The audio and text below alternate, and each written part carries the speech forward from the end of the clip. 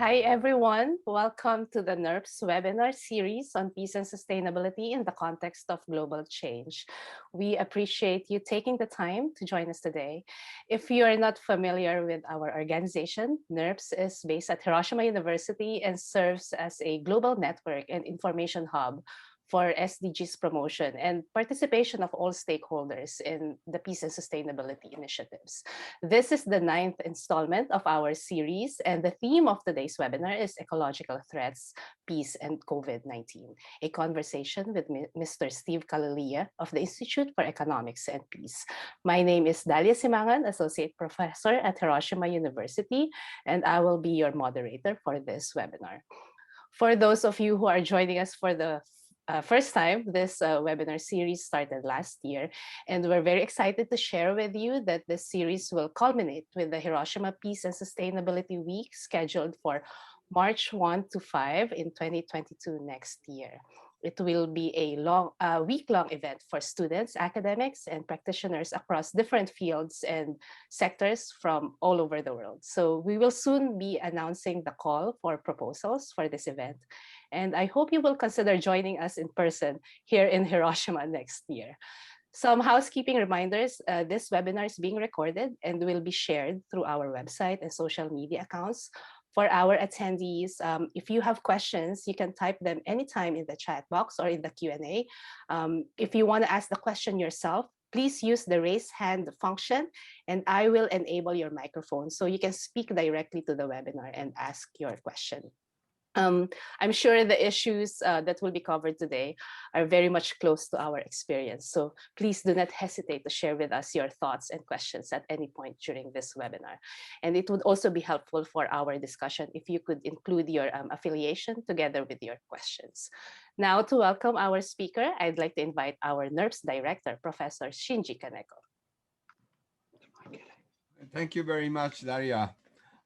Good morning, Japan and Australia, and then hi to the rest of the world. My name is Kaneko. I'm Director of NERPS at the Hiroshima University. This web NERPS series sustainability. For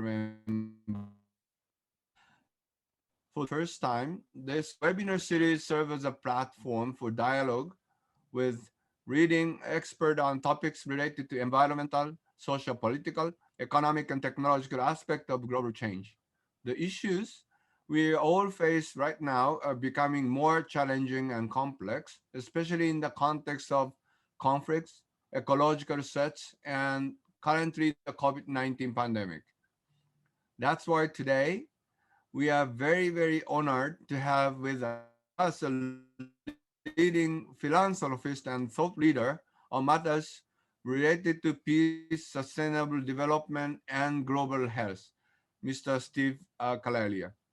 In 2000, he established the charitable foundation, which has sustainably impacted the lives of over 2.3 million people in some of the world's poorest communities.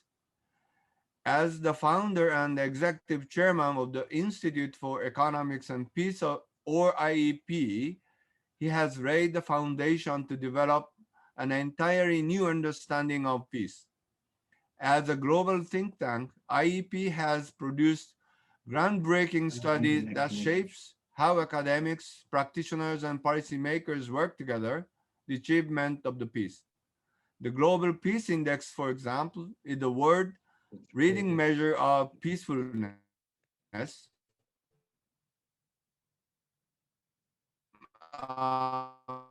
organization as well as in academia, including work we do at NERPS here in Hiroshima University. In 2010, he was honored as member of the Order of Australia for his service to the global peace movement and the provision of humanitarian aid to the developing world. This is just a very brief summary of the long list of achievements of our special guest today and his contribution to achievement activities focusing on sustainable development and peace. Friends and colleagues, it is my great pleasure to introduce to you Mr. Steve Killelea. Please. Thank you. Thank you for the introduction, and it's very good to be with you all. Now, I've got a presentation here I'm going to give. Have we been passed over? So I've got the screen to share. Great. Okay, so I've got a presentation here, and what I'm going to do is cover a piece of recent research we did, which was called an Ecological Threat Register. And it looks at various ecological threats around the world, covers 146 countries and extrapolates out to 2050. So now, we look, I might just give a little bit of background on the Institute for Economics and Peace first up. We do extensive research. We do it for organisations like the OECD, Commonwealth Secretariat, World Bank, United Nations. We specialise in metrics to measure peace and then to ascribe an economic value to changes in peace. Our work's included in thousands of university courses around the world. We get over 500,000 download loads of our reports each year. And in 2019, our media reach was 16 billion. That has since increased, and we expect to do about 25 billion this year. And we're included in thousands of reference books around the world and many other places. We've got offices in 6 different locations, headquartered in Sydney, Australia. We have offices in New York, Brussels, The Hague, Mexico City, and in Harare in Zimbabwe as well. And so that gives us the ability to be able to sort of work with a lot of the major multilateral organisations. But through Zimbabwe and Mexico City, we've got operations on the ground in some of the more troubled spots, if you like. So this is so what I'm going to give you is the Ecological Threat Register. We released this last October. This was the first release of it. It'll be something we'll be doing each year as we move forward. We cover 157 countries, and that actually covers 97% of the world's population. And we cover 8 areas of ecological threats. We could have more, but 8's what we decided on. So we look at food, water, population growth, and so we put that into one category, and then another category put into things which can be related to climate change, and they'd be things like droughts, floods, sea level rises, cyclones, and rising temperatures in some parts of the world. It's been developed by the Institute for Economics and Peace. And one of the key things as we move through this is being able to understand the resilience. So it's one thing for a country to have an ecological threat, for example. So for example, like the US or Australia both have 3 ecological threats of these 8 threats. And so it's in the mid-range of the number of threats, but they're both rich countries and very with strong resilience. So they're quite capable of dealing with the threats. So we use our positive peace framework to isolate the countries with the least resilience to be able to sustain the ecological threats they'll have going forward. And we take this and we project it out to 2050. Now, we'll just move through the key findings. So of the 154 countries covered, 141 have exposure to at least one ecological threat, so it's wide. 19 of the countries with the most threats, and that's sort of 4 threats or more, have got 2.1 billion people living in them. But what's, I think, interesting for all of us is that at least 25% of those countries are in the bottom 40 least peaceful countries in the world. And so that's a lot. That's a lot. So over 50% of them are in the least peaceful countries in the world, which shows that those countries are already fragile. We've got 6.4 billion people living in countries which are exposed to medium to high ecological threats. And when we look at it, there are 3 areas which in the world, or clusters if you like, which are susceptible to collapses. And so the first is the Sahel Horn of Africa, and that runs from Mauritania to Somalia. The second is down in southern Africa, and that's Angola to Madagascar, but also includes Zimbabwe, Zambia, and such. The other one's the Middle East to Central Asian belt. That runs from Syria to Pakistan. So when we're looking at which are the most susceptible, these are the 3 areas.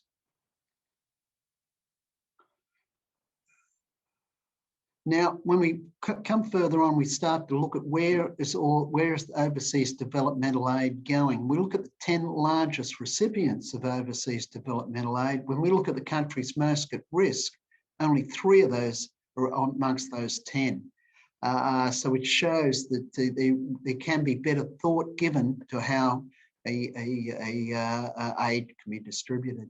If we look at the major migration routes, they'll be through Latin America up to the US and Canada, from the Sahel, Sub-Saharan Africa to Europe, and then out of Southeast Asia to Europe as well. And this is likely, we can see with the Iraq and Syrian wars, the refugee flows and the way that unsettled the domestic politics in these countries. And we think that it could be on a much larger scale than anything we've seen. We've got 1.2 billion people living in high risk or low resilient countries, which will face displacement by 2050. That's a large number.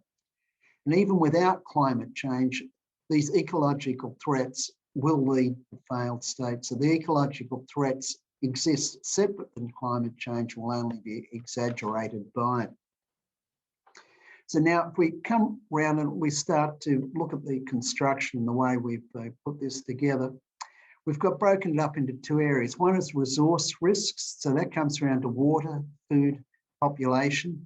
And then we look at the countries which have got really major shocks and very low resilience. We've got 740 billion people living in those countries. And then we look at the natural disasters, and they come down to the cyclones, floods, the temperature rising, sea level rising and such. And then we have over 1 billion people there as well. So what we do then is we drop the countries which are on both lists, and then from that we end up with 32 countries, and on that we have 1.2 billion people at risk of displacement in those countries between now and 2050. And the reality is that these are probably fairly conservative estimates. There are other ways you can do this and we'll arrive at much higher numbers, and we'll show you some of those ones a little bit further on. But one of the things we can see is that resource degradation and conflict go hand in hand.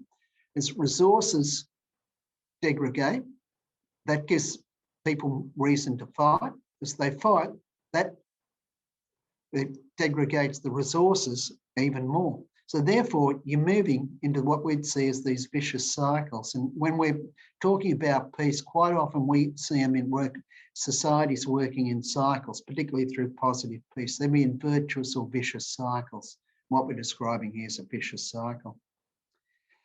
So 10 of the 19 countries facing the most shocks are already in conflict or in very or near it.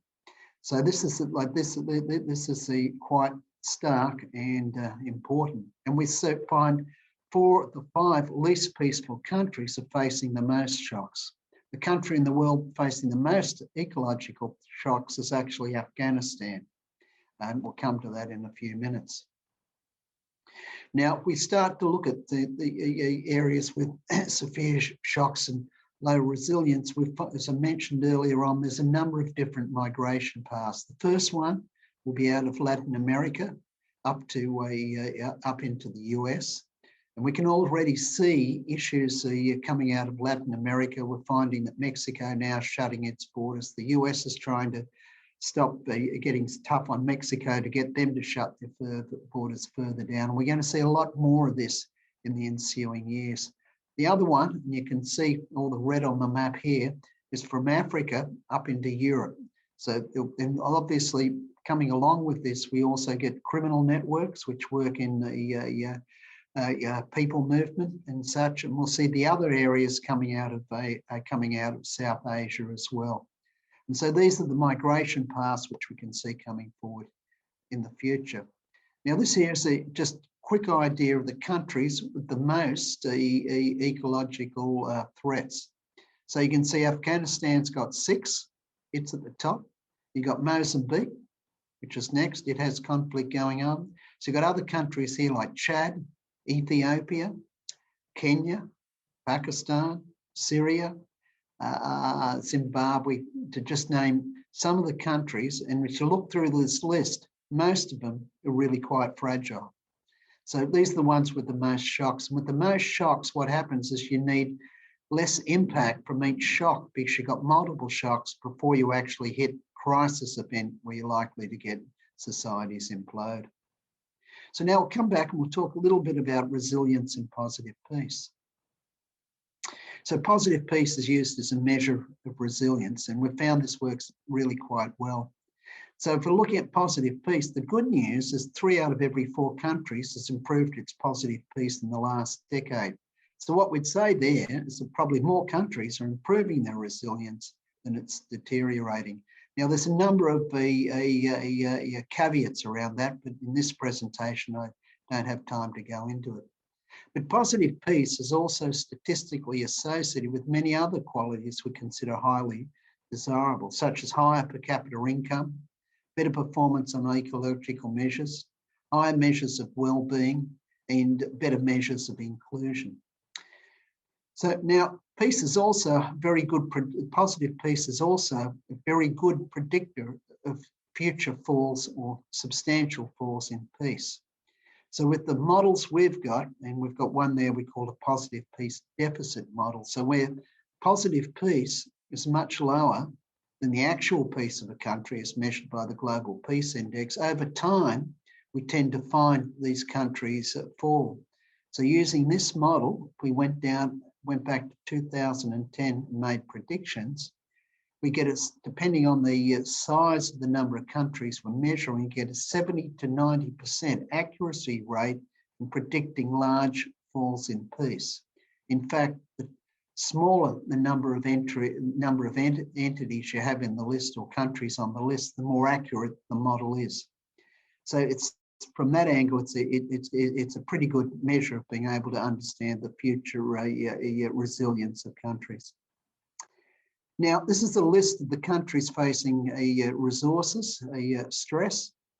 And so resources is food, water, and population growth. And again, you'll come back and you can just see the number of countries here, which you see as being conflict countries. Afghanistan, Iraq, for example, Yemen's there, Chad's there, Ethiopia's there, and I could keep Syria's there, and so I could keep doing more down the list. So again, you're back to seeing these issues between resource scarcity, conflict, and particularly resilience. So we come down to natural disasters. Again, you see similar sort of countries popping up. In this case, it's Afghanistan, we've got Chad again, we've got Ethiopia again, Pakistan's in here, Somalia, there's another one, Syria also pops up again as well. And so you can see these relationships, and you can also see, if you look at the positive peace, we can track the changes. We can also track the state of positive peace. So all the ones we've got in these lists have got very low or low current status of positive peace. And the ones which are really, really at risk are the ones which have got deteriorating positive peace. So they're the ones which are really, really, really at risk. Now, let's come back and we'll look a little bit at resource scarcity. So global population by 2050 is expected to reach 10 billion. So it's a bit under 3 billion more people than we've got now. By 2050, 40 least peaceful countries in the world will have an additional 1.3 billion people and will be home to more than half of the world's population. So the countries which we can see which are least likely to be able to cope with more stress are the ones who are most likely to get it. And I'll hit a graph on that in a few minutes. There are 17 countries in sub-Saharan Africa where the population will more than double over the next 30 years. There's no, and all the countries which are likely to double their population in the next 30 years are all in sub-Saharan Africa. They're not outside it. So again, and a lot of them are in the Sahel horn of Africa. This is, I think, most interesting graph, and this comes back and shows the relationship between peace and population growth. So you can see the population growth is highest in the least peaceful countries, then second highest in the next level of peacefulness. And when we go to the very high peace countries, the populations are actually really quite stable. So there'd be places like Japan, big New Zealand, Australia, although we've got large immigration population, and much of Europe. Now, if we look at water stress, we've got 2.6 billion people living in 46 countries which experience higher extreme water stress, and that's today. Now, if we look and we move forward, that'll only increase. We estimate that there is now 60% less fresh water available per person on the planet in the 1960s. And so we can see that without better capture of water, water is going to become an extreme problem. It's estimated that by 2040, 5.4 billion people, and this will be in 59 countries, are going to have higher extreme water stress. These will include places like India and China, which we don't have on our list of countries which are likely to implode, simply because their measures of resilience are what would seem is moderate to medium. Now, one of the things fueling into this, we can also see that the number of violent instances have increased by 270% in the last decade. And just to drive home that nexus between conflict and resources, the two countries with the most incidences have been Yemen and Iraq, both countries with a lot of conflict. So similar sort of thing you can see with food. Where food security here is where you haven't got, where the food you need for a healthy life is intermittent or irregular. It's estimated that currently 2 billion people face food insecurity. That's expected to jump to 3.5 billion by 2050. And 58% of the people in sub-Saharan Africa actually face insecurity. That's the highest of any region in the world. Now, food security is only going to get worse. And this is tracks 2014 through to 2018. So you can see the number of people who are food insecure is on the increase. And you can also see the percentage of population. With food, it's really a byproduct of water. And as we can see, water is going to come under more stress. So therefore, we'd expect that to get worse. So North America is probably the one with the best food security, Sub-Saharan Africa the least, Asia Pacific next, followed by South Asia. Now, it might just, so if we look at natural disasters, currently there's 1 billion people living in areas that combine high frequency and intensity of natural disasters with low levels of positive peace. Again, they're the ones that risk. Now, we're looking between the 20 years from 1990 to 2019, what we find that 72% of all natural disasters have been floods and storms. And again, we can see that they're likely to increase in number and intensity as climate change increases. Just in 2019 alone, we found that 25 million people were displaced by natural disasters. Now, just to put that in perspective, that's 3 times higher than the number of people displaced in armed conflicts. Now, let's have a quick look at development assistance and resilience. So if we start to look down here, here's the 10 countries which receive the most, most aid in terms of overseas developmental aid. We can see India's at the top. It gets more than anyone else, about 6.5 billion a year. But as we go through them and we look at that group of 14 countries which we came up, which are the ones which are most at risk, when you look at the ecological impacts they're likely to have and their levels of resilience, we only find 3 are actually on this list. And they'd be Ethiopia, Iraq, and Bangladesh. So we can see that there's a way that we really do need to start to focus in better ways on which countries in the world are most likely to implode. And they're the ones who will fail because of ecological threats, and they're the ones which will likely affect world peace.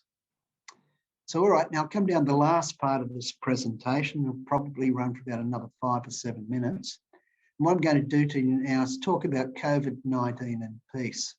And so we brought out a paper for the 2020 Global Peace Index on COVID and peace, and we've updated it slightly over the time to just try and get a better understanding of how COVID-19 is actually affecting peace. And it's affecting it in a variety of different ways. So the first one we'll look at is if we start to look at battlefield deaths. And so we can see battlefield deaths have been on the rise up to about March 2018.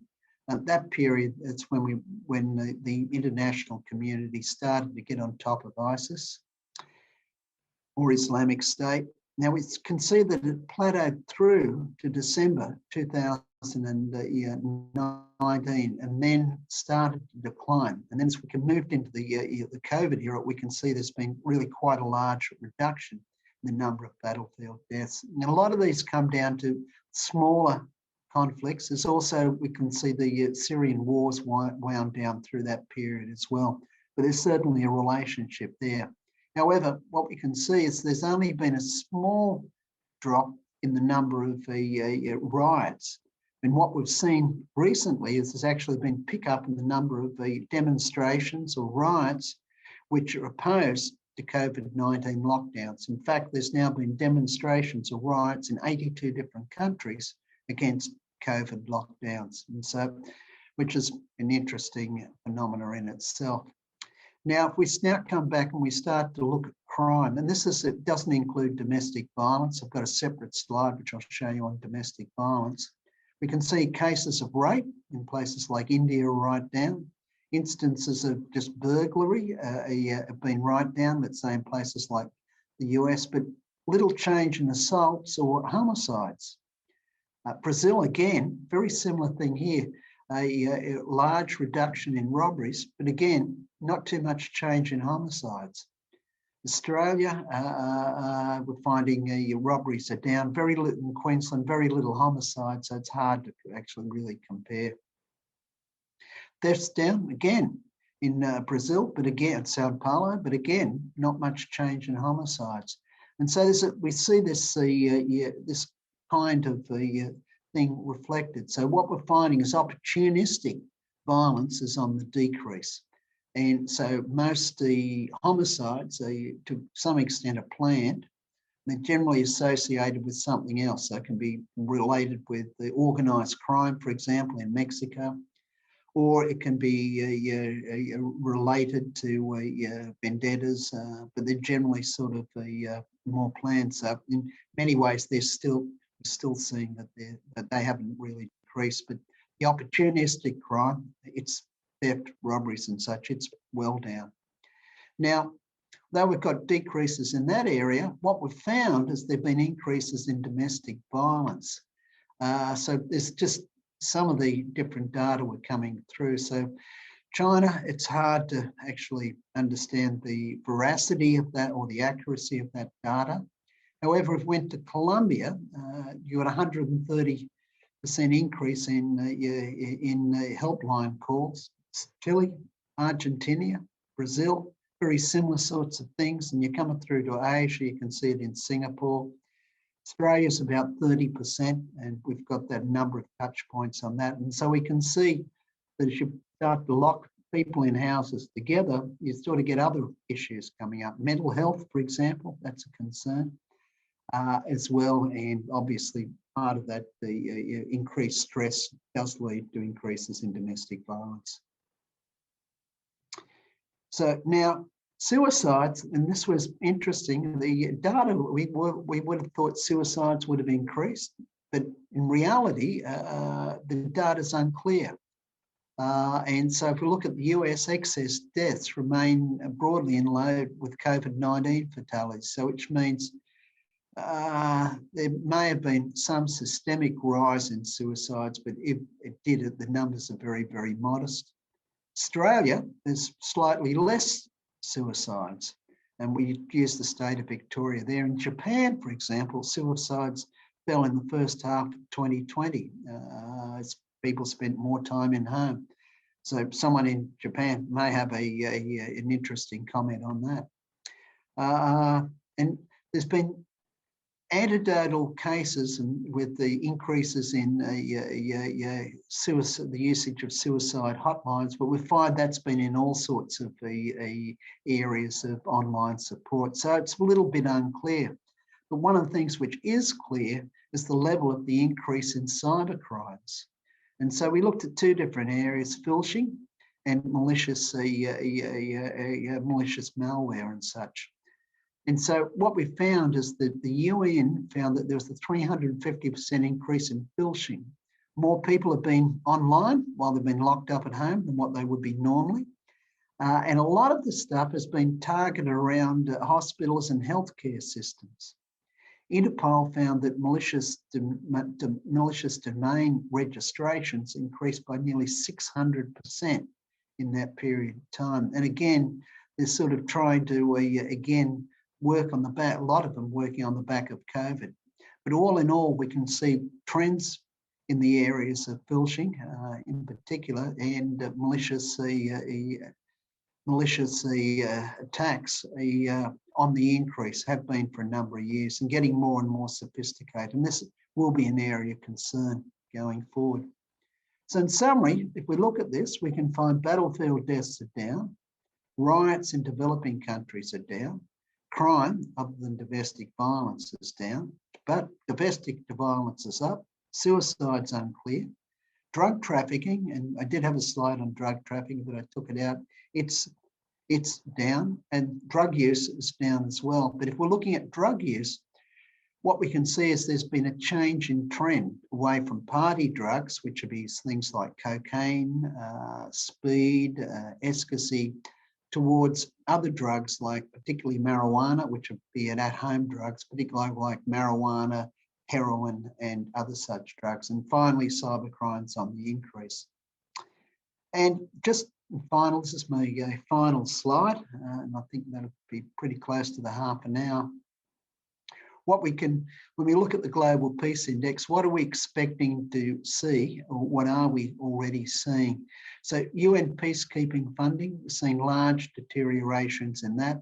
As the budgets of the countries get strapped, they now start to give less in the areas which are of the UN where they are not obliged to give money. And one of them is the UN peacekeeping operations. So generally what happens, depending on the level of dues a country, for any peacekeeping operation, they get the bill for that percentage of the operation. Some countries pay all of it, some pay none, and others just pay according to the conflicts which they think is of strategic interest to their country. But all in all, UN peacekeeping funding has dropped and is likely to drop further in the next couple of years as governments try to fix their internal budgets. Access to small arms, we can see in the US in particular, sales of guns have increased. So as people get concerned about their safety and health, they get concerned about societal health, which then thinks they need a gun to protect themselves. We can see political instabilities up in a lot of places. So you'll see this, could see this reflected, let's say, in the US prior to the last presidential election. You can see it in Mexico currently. You can also see it in cases in a number of areas in Africa as well. Violent demonstrations, we expect that to deteriorate going forward. And we've already mentioned the increase in violent demonstrations around lockdowns, with 82 countries experiencing. But violent demonstrations have been on the increase in the decade prior to 2020. In fact, the violent demonstrations, riots, general strikes were up 256%. Now, when we come out of the back of COVID, we expect economic conditions to be subdued. We expect to be more pressure on working conditions and also pressure on wages. And these will lead to further political instability and then lead, we believe, to further demonstrations and riots. In a lot of times, this will be displaced anger. So it won't be necessarily to those things, but you'll find issues will become flashpoints, and that will then cause the demonstrations. Intensity of conflict we're uncertain on, may or may not increase. has been increasing over the last number of years, but these are low intensity conflicts, just slightly increasing intensity. The relationships with neighbouring countries, it's uncertain how that'll fare. COVID may cause them to work together in ways, in other ways it may cause them to compete more. Now, one of the things we did notice is the GDPs of countries have fallen off this year. What we've seen is that the percentage spent on GDP spent on the military has gone up. Now, that doesn't necessarily the actual money's gone up. It's just the percentage of GDP, because the GDP for countries is smaller because of the COVID-induced recessions. So how that moves going forward, we don't know, but we do know as we look into the Asian Pacific region, the rivalry between the US and China, it's likely to continue. We're seeing China become more assertive. So certainly in the Asia Pacific region, we can see it in the Australian budgets, and I believe also in the Japanese and Taiwanese budget, you can see the percentage of money spent on the military increasing, and that is a trend that's likely to increase. However, as we look in other parts of the world, we went back the last decade, 64% of countries actually decreased their expenditure on the military as a percentage of GDP. And so as a global trend, we expect that to continue, but probably not in Asia Pacific. Now, that gets me to the end of this presentation. We have produced the Ecological Threat Register. If anyone's interested in reading it, it's an easy read, plenty of graphs in it, makes it quick to get through. So I suggest please download it from the Vision of Humanity website. So that's the end of my presentation. Thank you for that. I'll stop the presentation and now pass it back to you, Dahlia. Thank you so much, Steve, for that very informative and enlightening presentation. And it's really great to hear how you articulated these concepts and gave us concrete figures, to think about for challenges related to peace, the global environment, and global health as well. And you also presented it in such a way that's very accessible to us both, academic and policy sectors. So we have several questions. First, I'm just going to go through them one by one. First, we have one from Hassan Verji, our colleague at NERPS. And his question is, if you could share your wisdom on how multinational corporations that dominate the supply chains of goods and services and giant social media organizations might or might not contribute to state fragility in the future. So I think it's a complex question and it'll vary from state to state. So if we look at, let's say, the international agenda, we could go and look at the US and let's say its relationship with Iran under the last administration and pulling out of the nuclear accord there. That's obviously got a destabilizing position on that particular area. But on the other hand, you could argue that the US support for Taiwan is probably stabilizing. But a lot of the time, so when we're looking at these things, you need to look particularly at which country you're looking at and sometimes which region. Certainly superpower rivalry overall is not good for stability. And one of the things that we go back and we look at the end of the Cold War, let's say between the USSR and the US, and we found then that the number of wars globally just started to fall right off, right through the 80s, and then sort of got down to a level probably about 2000, where it was the lowest it had been, possibly since the end of the Second World War. Now, at this stage, we're not seeing proxy wars between the US and China. We are seeing China become more assertive, particularly in the Asia Pacific region, and obviously we're hearing more and more rhetoric around the likelihood of war. So from that angle, we need to watch it and see where it goes.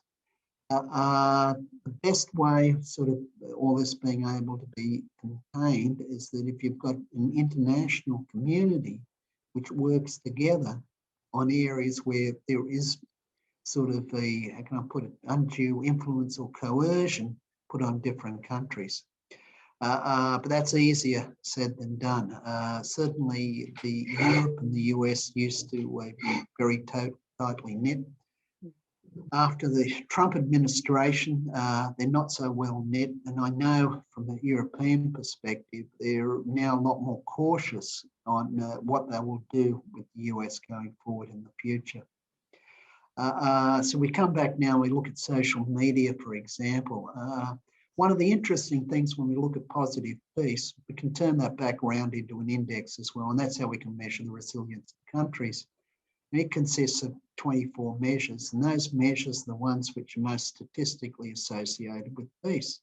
One of them is internet usage or internet connections. So in the world we're living in at the moment, we're placing a lot of emphasis on the negatives, okay? And that's fine, those negatives are there. Such as misinformation, and we're very, very much worried about privacy as well, particularly sort of the amount of data some of these social media networks you've got, like Google, Facebook, Microsoft and such.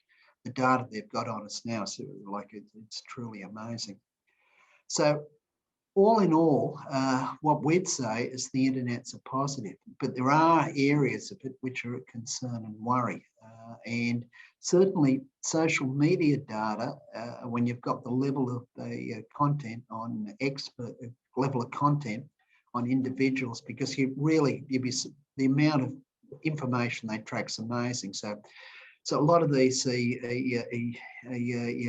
social media companies also buy from the banks all the point of sale and ATM transactions, so they can now correlate that back in with you.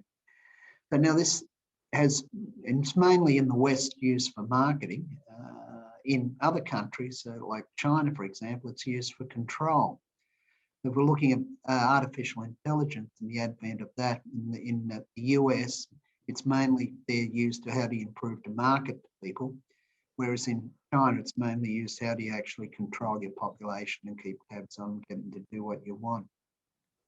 So the social media you can come at it from many, many different angles. I think moving forward, one of the things we've always got to realise is that technology changes faster than law. And so the law will always be struggling to keep up with technology. And where social media is at the moment, the levels of misinformation, like we wouldn't have guessed that was going to happen a decade ago. In my world anyway, it wasn't on the horizon. So I think as we move forward, we'll probably end up with better laws, which will probably help in terms of areas, particularly privacy, and also help in areas of misinformation as well. But certainly the power of the monopolistic powers of a lot of the social media giants now, that's another area which will come up as concern, I think, over the next 5 to 10 years. Thank you, Steve, for that overview. Definitely opportunities and challenges there. I just want to mention that for our attendees, just keep your questions coming in. If we don't have enough time later to raise your question during the webinar, we'll forward the questions to Steve, and perhaps when he finds the time later, he can answer those questions. We also received several questions during the registration, and I just want to raise one of them because you mentioned in your presentation that the Sahel region is one of the ecological hotspots. So Lori Nasu, I'm sorry if I'm mispronouncing that name, but Lori from the United Nations in Burkina Faso would like to know your assessment or views on the climate and security crisis in the Sahel region. For some of you who don't know, the IEP also publishes an annual report on the Global Terrorism Index. And I also believe early this year, IEP held a webinar on global terrorism with a focus on the Sahel region. So Steve, could you please talk to us a little bit about the link between terrorism or other security issues and climate, especially in the Sahel region? I think living in Burkina Faso, you've probably got a better grasp on it than me, because my view is a global one. And sitting in Sydney and with COVID-19 and not travelling, I'm not getting to Africa, where I used to sort of get there a couple of times a year, maybe 3 times a year. It's been 18 months since I've been there. But having said that, I think the Horn of Africa and Sahel, as I mentioned earlier on, a lot of the countries in that region are going to more than double their population in the next 30 years. We're already suffering from a resource constraints in many areas. A lot of the countries have very fragile governments, and in many of them, the governments are unable to implement rule of law.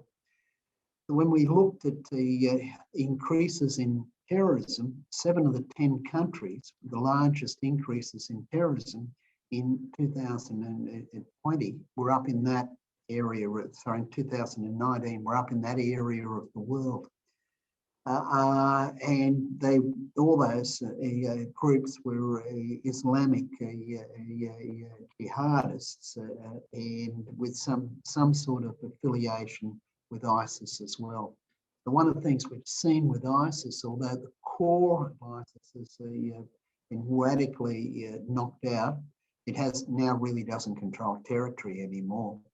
But what's happened is a number of those fighters have moved off to other parts of the world. They'll move to areas of the world where there's political instability, in areas where they can got the ability to be able to take territory and control it. And that's the sad part about the Sahel and the large parts of the Horn of Africa. So I think one of the things coming out of the Ecological Threat Register and then the Terrorism Index, I can see from both of them, we really need to focus on that area of the world. I think strategically, it's just really important. Thank you, Steve. One quick question from an anonymous attendee. The question is, the institutional violence or violence from the police or the government or the military included in the crime in the statistics that you've mentioned? So when we're looking at the COVID-19 statistics, the answer is no. We have other measures in the Global Peace Index which accounts for that, and the one in particular is state-sponsored terror. So that's the extrajudicial killings, torture, imprisonment without trial. So it picks up that, and so that's the aim of that indicator, is to get the state-sponsored violence on its citizens. So in a lot of ways, when we come back and you look at the peace, you can view it simplistically internally within a country through 3 silos. So that's the level of violent crime, and that includes homicides, the level of incarceration, and the level of policing. Okay, so you can have a authoritarian society which has very little violence, reasonable numbers of people incarcerated, incredibly high level of the security apparatus. You can have another version where you've got virtually very low levels of the police, like Mexico, for example. The amount of money it spends on its justice, on its police, is 1/3 of the OECD average and about 1/3 of the average of all Latin American countries, and it's the lowest in the OECD and the lowest in Latin America. And you can see, so you don't have the police, then crime is ripened. Okay, or on the other hand, you can take an approach of locking everyone up who you don't like, and increase the like, let's say China with the Uyghurs. Then you increase the number of people in jail. So you take the 3 of these, obviously different approaches, and the one which has got the lowest of the sum of the 3, and it's not quite the sum because you've got different values in terms of placed on each of the different items, but gives you an idea that that's how you can start to now arrive at the concept of what's the most peaceful. Right. It's good to know. It's good to know that it's given weighted values to these different types of statistics related to crime. We have a question from Pinar Temochin, a student at Hiroshima University, and she contemplated on that map that on the map about migration that you presented earlier, and she said that it's the global south is actually unable to afford the consequences of climate change, especially those that are affected by poverty and conflict. So she is interested in knowing whether or not those countries hosting the climate migrants and or migrants associated with the resource depletion in their home countries have sufficient infrastructure to accommodate an astronomical number of migrants by 2050. And if not, activities and practices on disaster risk reduction and climate change mitigation in those vulnerable countries, would it be sufficient in the coming 30 years to prevent, the impact of migration? Yeah, well, look, I don't think it will be anywhere near capable of adjusting to the effects of. So I think there's going to be large. My view anyway, there's going to be large numbers of people being forced to migrate. And if you look in Africa at the moment, it's actually happening. So a lot of the people who are going to the cities aren't going there to seek opportunity voluntarily. They're leaving because they can't find enough food or jobs in where they're living in the countryside. So they then move in, and they move into these African slums, and there's an awful lot of them. And so a lot of the migration going on at the moment it's the result of a lot of these ecological shocks which are going on, particularly related to overpopulation, because a lot of the time when you've got an agricultural environment and you've got family plots, there's only so many people you can support off those family plots, and you've got population growth rates at 3% per annum. It's really starting to get critical. So one of the things also is there's a direct relationship here with money and the ability to be able to absorb the ecological shocks. So the richer a country is, the more likely it is to be able to absorb ecological shocks.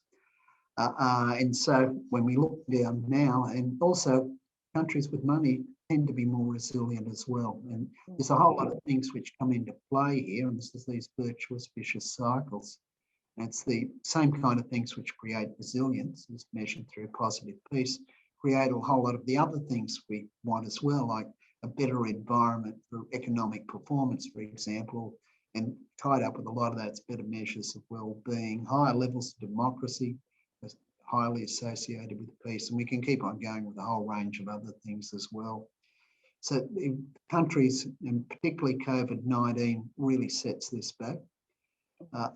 So countries which have got strong resources and strong currencies like Japan, US, the Euro, Australia, they're able to sort of take on debt and be able to print money through quantitative easing, to be able to fund big budget deficits.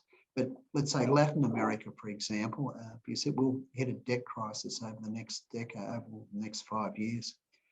They haven't got that ability. They print money, and now it's very, very hard for them to borrow money because they're now seen as being more at risk. That then increases inflation. The currency is devalued. That increases inflation, and now they're off into some very negative cycles. So I see certainly we're looking at it from an international community perspective. What I believe was we need to get a lot more proactive, be able to looking a lot further forward. So we've had a discussion this morning, and we're looking at the artificial intelligence and how and what's the demand for the type of artificial intelligence applications in peacekeeping spaces or in sort of peace research. And a lot of it comes down to early warning, okay? So people are trying to look at where's the next conflict going to be. They're not looking at 10 years ahead and saying, well, let's build the resilience so that we don't have conflicts.